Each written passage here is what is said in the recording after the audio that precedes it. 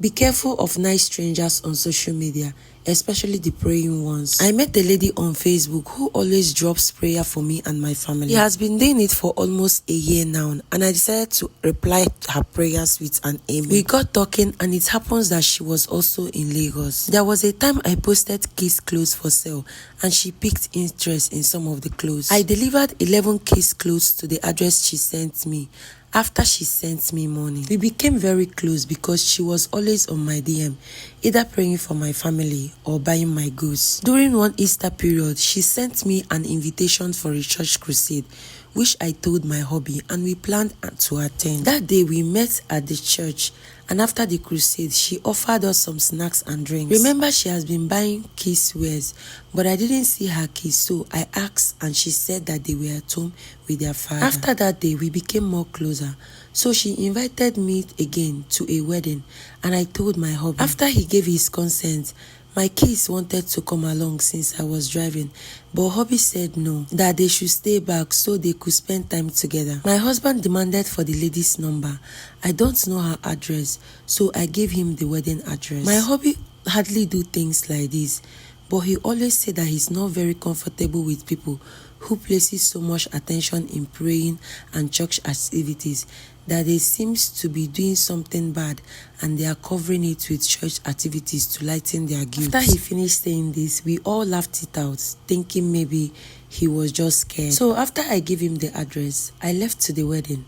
Little did I know that I was walking into a lion's den. I got to the said venue and no one was there. I called her. She then told me to wait, that she was coming. When she arrived at the said venue, she told me that it was a mistake, that the venue was changed. I told her I wouldn't want to go to another venue, and I gave my husband this venue, and if I should change or go to another venue, and I would let my husband know. Then she said that she has to call someone to confirm the venue. That was how I drove her in my car and ended up in trouble. Nothing evil crossed my mind because she was a nice person.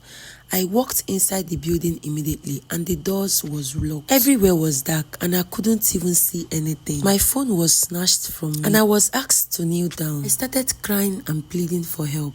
I told them my husband will give them anything they want. They should spare my life. My mind was thinking that my friend too has walked into this trap, not knowing that she was the one behind this. My heart almost came out of my mouth when she came in and said that I should speak with my husband. My husband called to find out if I arrived the venue safely. She told me that if I should say anything stupid, that she will end my life there. I had to lie to hubby that I am fine and at the venue. When the call ended, she gave me a hot slap and said that that's to help me behave well. She tore my clothes and made me almost naked.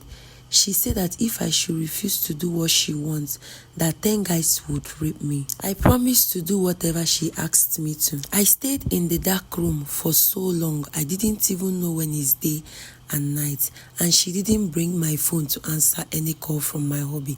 I remained there. I heard them having a serious argument amongst themselves. I couldn't hear what they were saying, and each time I plead, she will come closer and give me a hot slap. She will also kick me and push me down. My menstruation came when it didn't supposed to.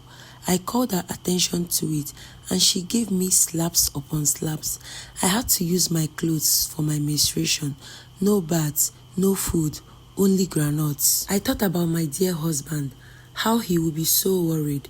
My children, it was a bad feeling. She kept shouting, "This is my Raz. Let me handle it." Another voice will say, "Your Raz, and we will decide how it goes." Then another argument started. At a point, I became very weak. A guy later came and told me that he would want to help me. He took my bag, which I had 6K, and he took the money. He dragged me up, and we took the backyard door and ended up where I didn't even know. He left me there and said that I should find my way. It was on a highway, and I kept begging passerby to help me. They thought I was a mad woman.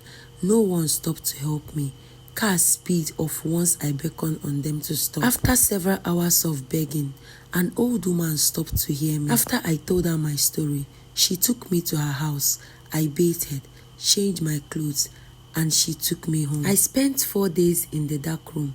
My husband emptied his account at the police station all over Lagos to search for his beloved wife. The police went to the venue I gave Hobby and found out nothing. No one knows the lady. The lady deactivated her account. They couldn't trace her phone number, nor even mine. Probably it was destroyed. We lost our car, and till date we couldn't find it. I don't know the part of Lagos she took me to. Nothing was tracked. Lost both the car and phone, but nothing compared to my life. The address I usually deliver keys close to, I found out it was a supermarket. No one knows her. The church, no one knows her. Her account till date is not active. I stayed off Facebook for months, just coming back to share my story, so we will learn from it. Hey guys, thank you for joining us today. Please do well to like, share, comment and follow for more.